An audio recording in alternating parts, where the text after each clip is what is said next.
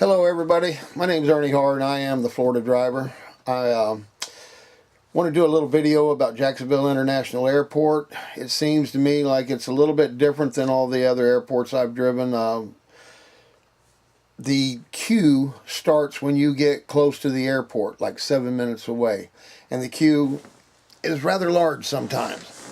It's like 24, 25, 26, 27, 28, and man, whenever you drive Florida State University, the queue at that airport, you can always look at it by hitting on the little teardrop, you know, the little icon on your phone. Whenever you're live, it'll tell you how many people are in the queue. You just touch it and it'll pop up and it'll show you how many people are in the queue, and if you keep an eye on it, you can see it go down and go up, and you know that there's movement, so you know there's rides. But with 24, 25, 26, that number seemed like a little bit excessive when it's normally only 7, 8, 9, and 10 at Tallahassee. Hence, the amount of airport traffic there is. So, I was there at the Jacksonville Buffalo game for the playoffs this year. And I mean, it was non-stop Uber. Non-stop. But I wanted to try the airport, you know. Good clients at the airport in Tallahassee. There's good clients at the airport in Panama City Beach. There's good clients at Fort Walton Beach. I mean, come on. I'm going to see if the money's any better driving the airport than it was the city. So I went up, got in the queue, because I stayed in the Airbnb on the north side of the city, and I really enjoyed my stay. I stayed 3 days and 3 nights, and it only cost me $88. Go Airbnb, and I crushed it.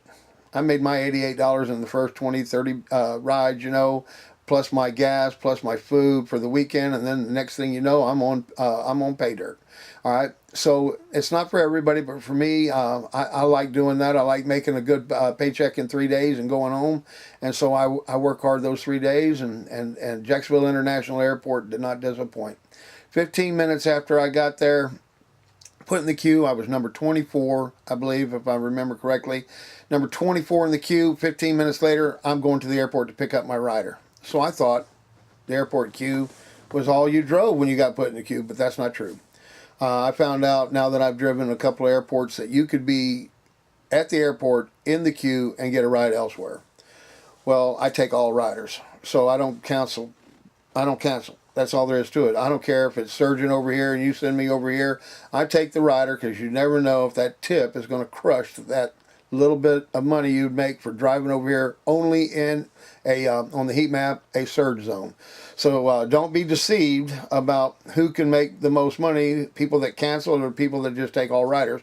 If you're canceling and you want to do that, that's fine. I'm not knocking it at all. What I'm saying is, I went to the airport, and then later on I was in the queue, and I did a River City to Amelia Island from someone that had come in to shop the malls and shop the city, and then go back into their hotel that they were staying at, and they tip well. That's all I can tell you, is they tip well. And that's one of the things about Uber. They started tipping. I love it. But when you're in Jacksonville International Airport and in the queue, when you start getting close to time for your ride, do not, and I repeat, do not go to the airport till you get your rider. Because when you drive through that airport and you come to a certain point, there's no turning back. And when there's no turning back, you got to drive through. And when you drive through, you're going to get kicked back to the back of the queue as a penalty for going to the airport. They don't want you at the airport till you have a rider. And so this is what's so important about this video for anybody that's new driving Jacksonville International Airport. Don't go to the airport till you're called. I am Ernie Hart, the Florida driver, and y'all keep Ubering on. Thank you.